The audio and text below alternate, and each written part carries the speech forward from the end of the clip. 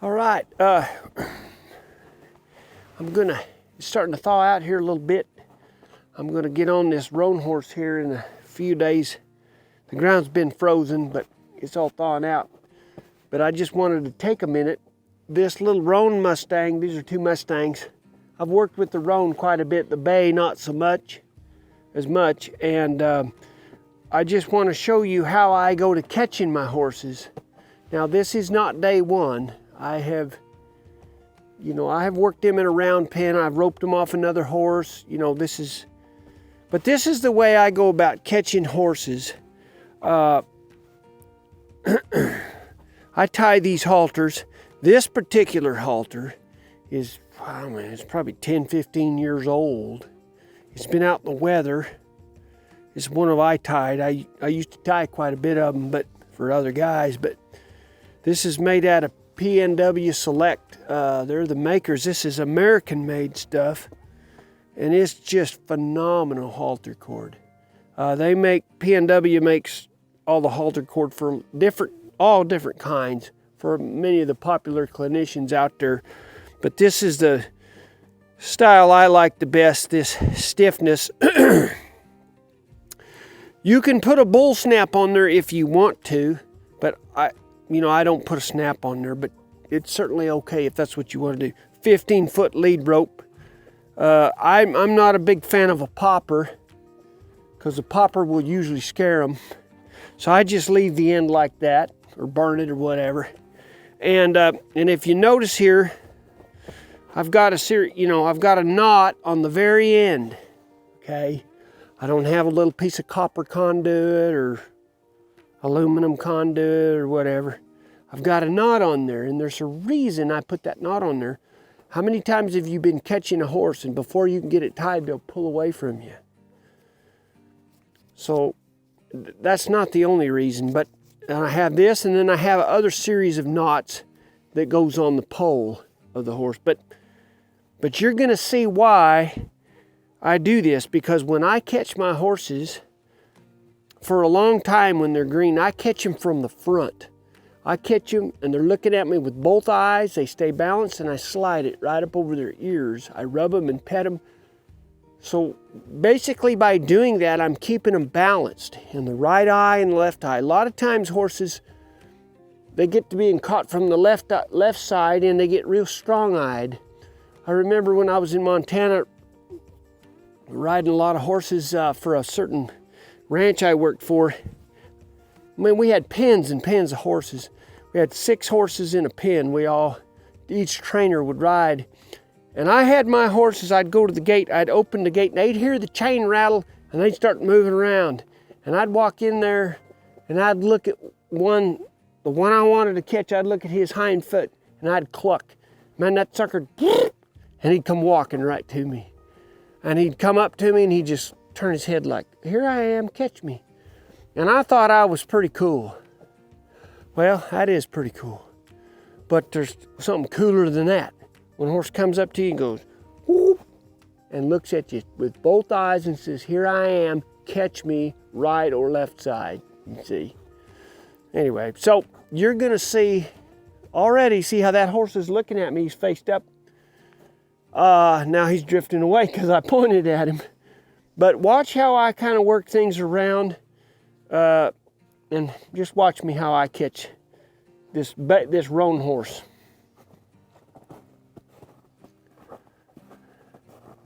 Okay, I'll stop, see? Now that bay horse is gonna probably walk off, and that's okay. What I'd like to do, they're kind of working together there.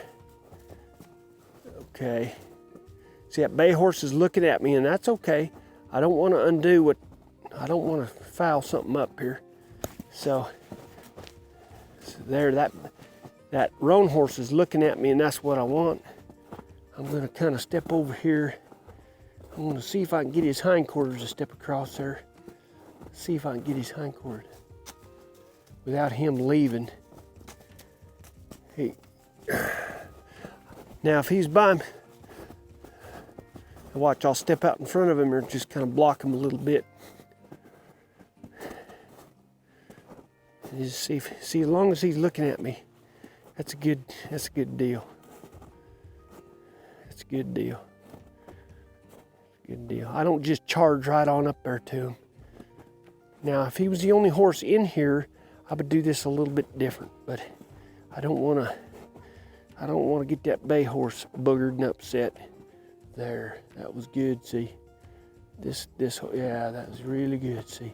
This horse trusts me. He kind of turned his head a little, so watch what I'm going to do here. I might scoop my hand under here, and I might do this, there. Rub him a little, there. I'm not going to go at him with two hands, you see? I'm not going to try to steady his head with two hands. I don't want to get this horse hard to catch, see? There, that's working. Now watch what I'm going to do. I got my halter all ready to go. I'm rubbing him on the jaw, he's happy. Look here, I'll rub him on his ears, he's happy. I don't come over here and start flipping my halter around and trying to get ready. I get ready before I'm not dragging my lead rope in the ground like a rookie, see? I've got everything up, because a lot of times you come in here dragging your lead rope on the ground, that'll spook these horses. So watch this. I'm gonna take this. I'm gonna easy here. I'm gonna go like this, see? There, see, look at here, look at here. Look at this bay horse come touch me. See, that bay horse was really bad. See, now this horse is caught. See, I got this horse caught. Now watch what I'm gonna do here. This bay horse reached out to me. Look at that, see? Isn't that nice? This bay horse was really tough. Look at that, boy, that's what I like. See, look here. And I'm not gonna make a big deal out of it. I'm just gonna, there, I'll rub his jaw a little. I'm gonna do yeah, buddy. He's still got his Mustang tag thing on him, so I might just, he knows how to yield a little bit of pressure there. There, that worked out good, there you go. Yeah, see? Seeing how he feels comfortable nosing me a little? He's not. This bay horse was really tough. Boy, he struck and jumped in my saddle 2-3 times. He did not like me touching him. Every time, remember, I touch him on the nose, he'd strike and jump in the saddle on my bridle horse. And he's doing really good. He's real strong in that right eyeball. But notice how I've got this roan horse caught. But I'm gonna take advantage of this situation of this bay horse. Let him know. See, and look here, I'll rub his ears. Look at here. I'll wobble his ears. He's good with that, see? I'll rub over his eye. Yeah, I'll rub here like this. And he's got that little Mustang string on him. And that, with a number tag from the pins, and that's kind of handy. But it ain't really necessary, but see, I'll rub him and I'll let him, there, see how nice that is? Now I'll just leave him alone, see? This horse is quite a bit gentler. I've been working this horse a lot more. And see, I can touch him all over. See, I can wobble his ears, see? Over his eyes. I can rub everywhere on this horse's head. I can rub across I can wobble his ears. And that's a prereq. Okay, I'm going to turn him this way before I tie the knot so you can see what I'm doing here. See? Okay, now watch what I'm going to do. If he tries to pull away, see, I got him. Because I got that knot on the end of there, see? See? Now I can step around here to the side. And I can just go like this, see? Now I got him, see? A lot of times when you go to tie this halter, your hand kind of going up like this, a lot of times boogers him. But he's kind of gotten over that. And then I just tuck the tail down in there, see? Like that, see? So that's pretty good. And like on a Mustang like this, or anyway, it doesn't matter, any kind of horse that don't want to be caught, catch him, rub him, turn him loose. Catch him, just come in here and catch him and turn him loose several times. I was listening to a podcast the other day, or video or something, and it was a really famous guy. saying something that I totally didn't agree with, and I gotta bring that out. He said horses don't live in the past and they don't think ahead in the future, they live in the now. I totally disagree with that. I totally disagree, and I'll tell you why. The first thing you do with a horse and the last thing you do with a horse, when you turn them, like when you catch them and when you turn them loose, are just as important as the training session. And I'll tell you why. Because when you go in here to catch them, is when you find out if the last thing you done stuck, okay?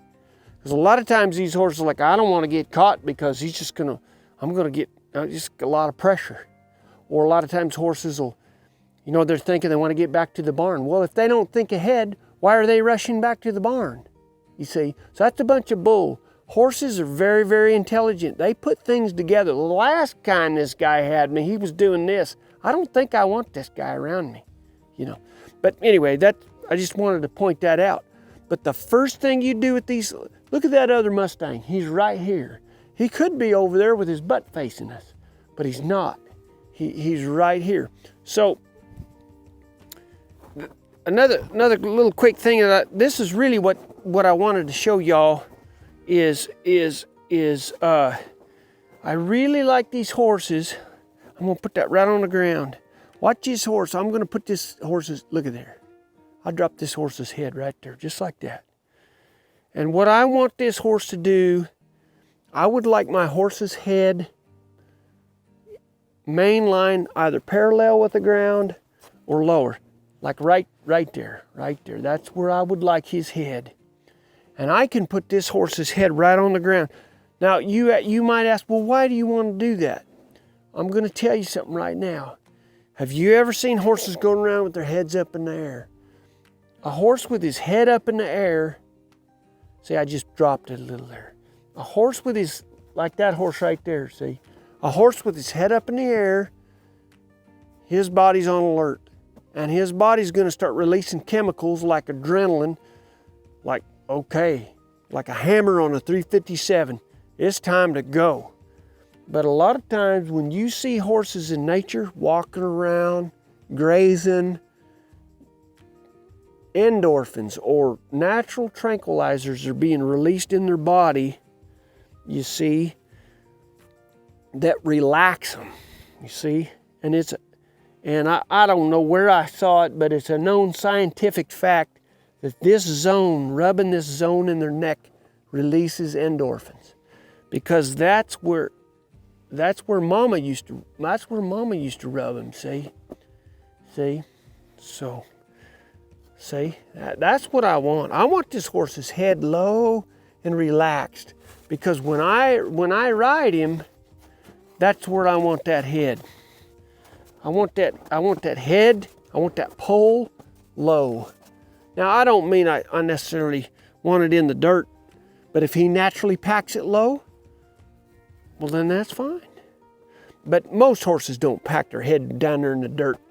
But some horses, so let me turn him sideways so you can see what I'm talking about. I'll turn him sideways here.